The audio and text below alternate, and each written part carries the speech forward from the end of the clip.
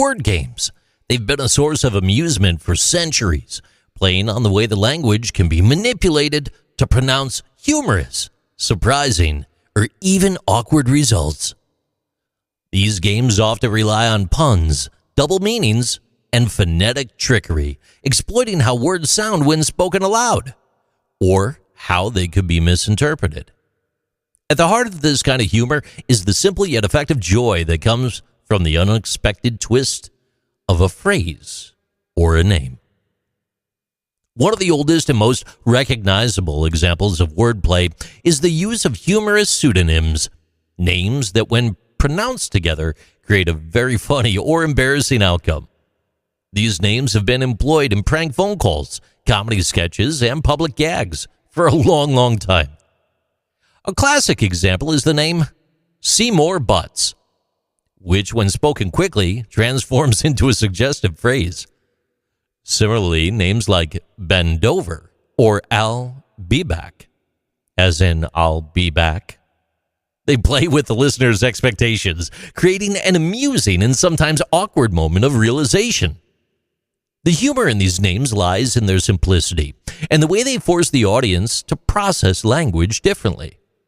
They're often delivered in casual settings where the listener isn't expecting a joke, which then heightens the effect. While these word games might seem childish at times, they actually demonstrate a deep understanding of phonetics, syllabic structure, and how language can be shaped to elicit a very specific reaction. Historically, word games extend far beyond prank names. Puns, for example, they're a form of wordplay that can range from lighthearted jokes to sophisticated linguistic challenges. Shakespeare, he was a master of the pun, using it to inject humor and double meanings into his work. For instance, in Romeo and Juliet, Mercutio, after being wounded, declares, "Ask for me tomorrow, and you shall find me a grave man." Here, grave carries the dual meaning of serious and dead. It was a clever use of wordplay. Not really a slap your knee funny kind of thing, but nowadays, but it was clever back then. It was very good, very big, very large. Another common form of word game is the riddle. This challenges a listener to interpret clues hidden within the phrasing of a question or statement. Take the classic riddle. What has keys but can't open locks? The answer? A piano.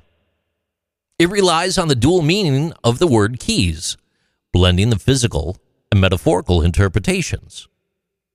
Riddles like these demonstrate how word games challenge our understanding of language, encouraging creative thinking and lateral problem solving.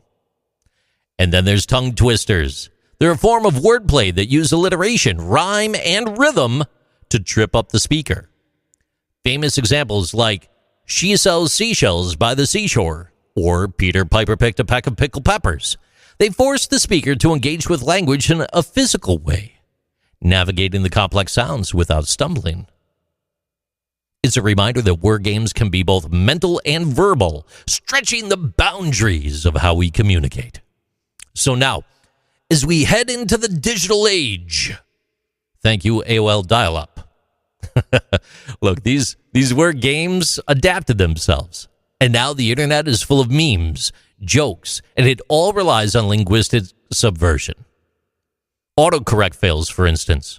They often turn simple text messages into hilarious exchanges, showing how even small shifts in language create unintended humor. Online communities also play with words throughout acronym games and pun-filled usernames. It continues the tradition of finding joy in the quirks of language.